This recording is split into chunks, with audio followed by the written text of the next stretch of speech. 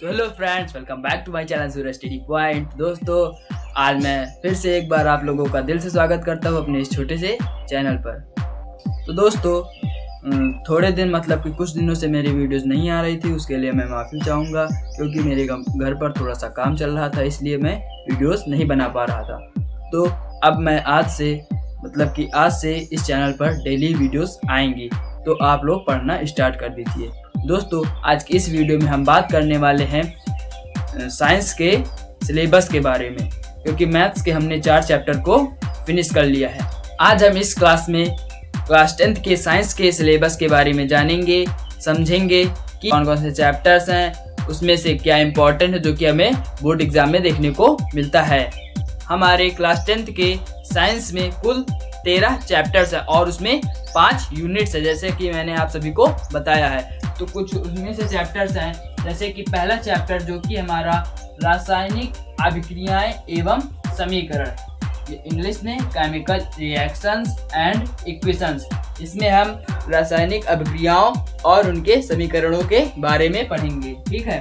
और जो second chapter है, दूसरा चैप्टर है, वो अम्ल, क्षारक एवं लवण, एसिड्स, बेसेस एंड सॉल्ट्स। इसमें हम अम्ल क्या होते हैं, उनके गुण कौन कौन से हैं, क्षार क्या होते हैं, क्षारक क्या होते हैं, लवण क्या होते हैं, उनके गुण कौन कौन से हैं, ठीक है। ये सब हम सेकंड चैप्टर में पढ़ेंगे, ठीक है। और तीसरा चैप्टर है धातु एवं अधातु, इंग्लिश में मेटल्स एंड नॉन मेटल्स। इसमें हम धातु क्या होते हैं, उनके कौन कौन से गुण होते हैं, अधातु कौन कौन से होते हैं, उनके कौन कौन से गुण होते हैं, धातुओं के बारे में पढ़ेंगे, कौन कौन से धातु होते हैं, अधातुओं के बारे में पढ़ेंगे, कौन कौन से अधातु होते हैं। ये चौथा चैप्टर है, ये बहुत इंपॉर्टेंट होता है एग्जाम के दृष्टि से। चौथा चैप्टर है कार्बन एवं उसके यौगिक, कार्बन एंड इट्स कंपाउंड्स, ठीक है। और ये जो चारों चैप्टर्स हैं ये हमारी यूनिट फर्स्ट के अंदर आते हैं, ठीक है। और जैसा कि आप लोगों को पता होगा, अगर नहीं पता है तो आप लोग जान लीजिए कि जो हमारी साइंस होती है यानी कि जो विज्ञान होती है, इसमें 3 पार्ट होते हैं। पहला होता है केमिस्ट्री, जिसे हिंदी में कहते हैं रासायनिक विज्ञान। दूसरा होता है बायोलॉजी, जिसे हिंदी में कहते हैं जीव विज्ञान। तीसरा होता है फिजिक्स, जिसे हिंदी में कहते हैं भौतिक विज्ञान। तो ये हमारे कुल 4 चैप्टर्स हैं जो कि हमारे केमिस्ट्री यानी कि रासायनिक विज्ञान से आते हैं। और ये सभी मतलब कि इन चारों को मिला करके हमारे एग्जाम में 20 नंबर आते हैं, ठीक है। हमारे एग्जाम में 20 नंबर के क्वेश्चंस आते हैं, ठीक है। तो इस तरह से यह हमारे मतलब कि ये चारों चैप्टर हमारे लिए बहुत ही महत्वपूर्ण हो जाते हैं। तो अगर आप लोगों ने इन चारों चैप्टर्स को एकदम ध्यान से पढ़ लिया, अच्छे से पढ़ लिया और इन सभी के डेफिनेशंस याद कर ली, मतलब कि जो मैं आपको लोगों को आगे बताऊंगा, अगर आप लोगों ने चारों चैप्टर को अच्छे से पढ़ लिया तो आपके 20 नंबर यहाँ से पक्के हो जाते हैं। तो अब हम बढ़ते हैं हमारी सेकेंड यूनिट की ओर। अब हमारी शुरू होती है यूनिट सेकेंड। तो अब हम देखेंगे कि यूनिट सेकेंड के अंदर कौन कौन से चैप्टर्स आते हैं। तो सबसे पहला जो चैप्टर है वो है हमारा चैप्टर नंबर 5, यूनिट सेकेंड का। किसका है? यूनिट यानी कि इकाई सेकेंड का, ठीक है। यूनिट सेकेंड है, ठीक है। तो सबसे पहला क्या चैप्टर है? जैव प्रक्रम, यानी कि जो हमारा शरीर है, जो हमारा जीव है, वो कैसे काम करता है, यानी कि हमारे शरीर के जो ऑर्गन्स है, अलग अलग अंग हैं, वो कैसे हमारे अंदर काम करते हैं। हम इस चैप्टर में यही पढ़ने वाले हैं, यानी कि इसको इंग्लिश में कहते हैं लाइफ प्रोसेसेस, ठीक है।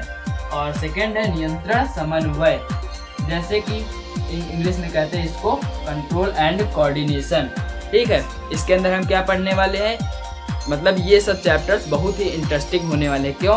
क्योंकि इसमें हम अपने शरीर के बारे में पढ़ने वाले हैं कि हमारा शरीर कैसे काम करता है, हमारे शरीर के अंग यानी कि ऑर्गन्स कैसे काम करते हैं, हमारा शरीर किन चीज़ों से मिलकर बना है। हम ये सब देखेंगे किसमें? लाइफ प्रोसेसेस यानी कि जैव प्रक्रम में। उसके बाद जो हमारा है नियंत्रण एवं समन्वय, कंट्रोल एंड कोऑर्डिनेशन में हम ये समझने वाले हैं कि हमारा दिमाग और हमारे सभी अंगों के बीच में तालमेल कैसे है। कैसे जब हम गर्म पानी को छूते हैं तो हमारा हाथ अपने आप हट जाता है। कैसे जब हम किसी कांटे पर पैर रखते हैं वो हमें चुभता है तो हमारा पैर अपने आप कैसे हट जाता है। तो हम इन सब के बारे में इस चैप्टर में पढ़ने वाले हैं। और 7 चैप्टर है जीव जनन कैसे करते हैं, मतलब कि क्या है हिंदी में इंग्लिश में हाउ डू ऑर्गेनिजम्स रिप्रोड्यूस, मतलब कि जो जीव हैं वो अपने जैसे जीव को कैसे पैदा करते हैं। कुछ होते हैं जो अंडे देते हैं, कुछ होते हैं जो बच्चे देते हैं, कुछ मतलब कुछ ऐसे जीव होते हैं जिनमें मतलब उनको उत्पन्न होने में 2 नर और मादा की आवश्यकता पड़ती है। कुछ होते हैं जो अकेले ही पैदा करने की क्षमता रखते हैं, यानी कि अपने जैसे संतान को उत्पन्न करने की क्षमता रखते हैं अकेले ही। और कुछ होते हैं जिनमें नर और मादा की जरूरत पड़ती है। तो वो हम सब पढ़ने वाले किसमें, जीव जनन कैसे करते हैं, ठीक है। और 8वां चैप्टर है आनुवांशिकता। ये तो बहुत ही इंटरेस्टिंग होने वाला है, हेरिडिटी, ठीक है।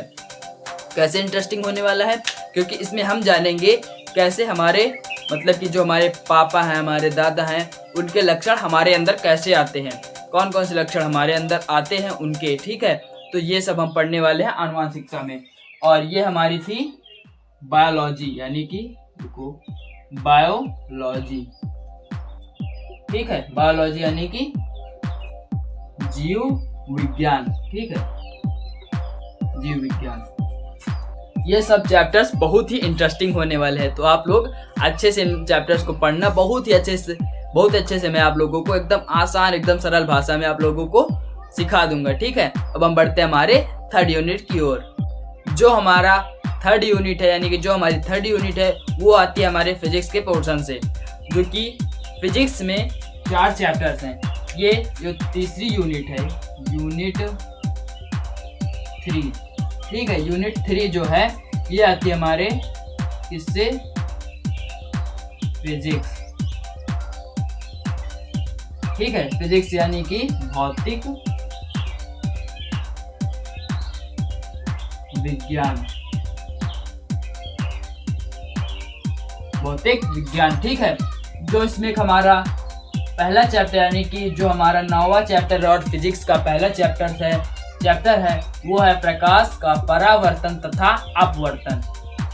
इंग्लिश में लाइट, मतलब प्रकाश को लाइट कहते हैं, उसका क्या है, रिफ्लेक्शन एंड रिफ्रैक्शन, ठीक है। और इसमें हम लोग क्या पढ़ने वाले हैं, तो लाइट कैसे आती है, मतलब कि किसी सीधी सतह पर जब पड़ती है तो कैसे मुड़ जाती है, और जब हमें जब पानी के अंदर लाइट जाती है तो वो हमें मतलब कि वो सीधी कैसे चली जाती है, और हमें जब पानी के अंदर हम पेंसिल को रखते हैं तो वो हमें टेढ़ी क्यों दिखाई देती है। इस सब के बारे में हम इस चैप्टर में पढ़ने वाले हैं, ठीक है।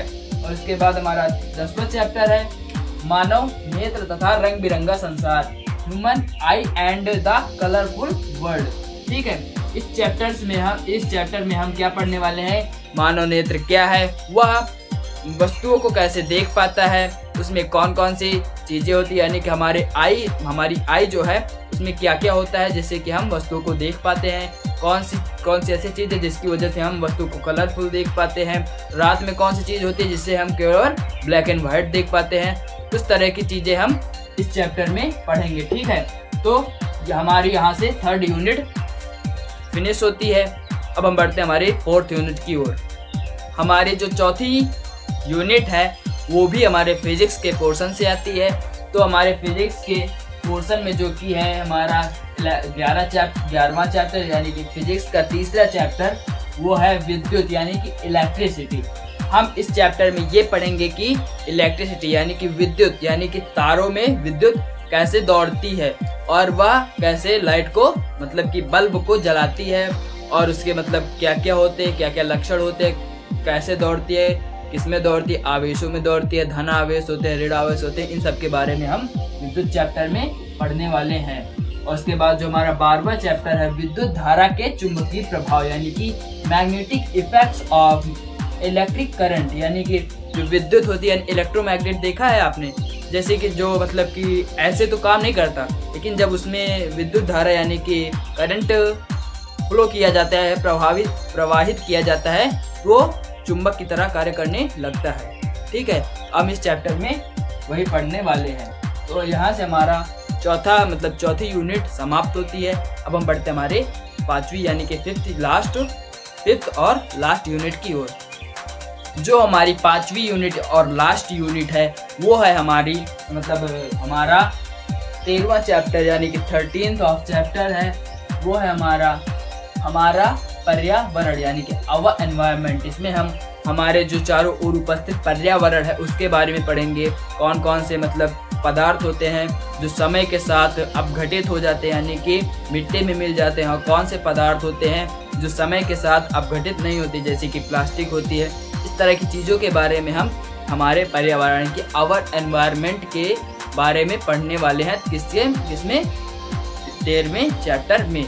ये हमारी 5वीं यूनिट है और ये जो हमारा चैप्टर है ये बायोलॉजी के पोर्शन में चला जाता है यानी कि जीव विज्ञान के पोर्शन में चला जाता है। अब यहाँ से हमारी 5 यूनिट्स और 13 चैप्टर जो कि हमारे थे हमने देख लिए हैं कि क्या कौन कौन से चैप्टर्स उसमें हमने क्या क्या पढ़ना है। जो हमारी 5 यूनिट्स हैं अब हम देखेंगे उनमें से हमारे कितने कितने नंबर के बोर्ड एग्जाम में क्वेश्चंस आते हैं। जो हमारी फर्स्ट यूनिट है यानी कि जो हमारा फर्स्ट यूनिट या केमिस्ट्री वाला पोर्शन है उसमें से हमारा 20 नंबर पक्के हो जाते हैं यानी कि 20 नंबर का केमिस्ट्री वाले पोर्शन से आता है। और बायोलॉजी वाले पोर्शन से यानी कि जो हमारे 3 चैप्टर्स हैं, जैव प्रक्रम, नियंत्रण, समन्वय और जीव जनन कैसे करते हो, उसमें से तीनों का मिला करके 20 नंबर का आता है। और जो हमारी थर्ड यूनिट है इसमें हमारा फिजिक्स का पोर्शन यानी कि 2 चैप्टर्स हैं। कौन कौन से? प्रकाश का परावर्तन, अपवर्तन, और दूसरा चैप्टर यानी कि हमारा 10वां चैप्टर जो कि है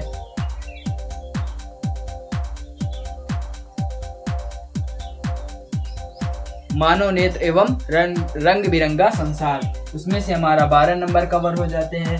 चौथी यूनिट यानी कि विद्युत और विद्युत धारा के चुंबकीय प्रभाव, चौथी यूनिट से हमारे 13 नंबर कवर हो जाते हैं।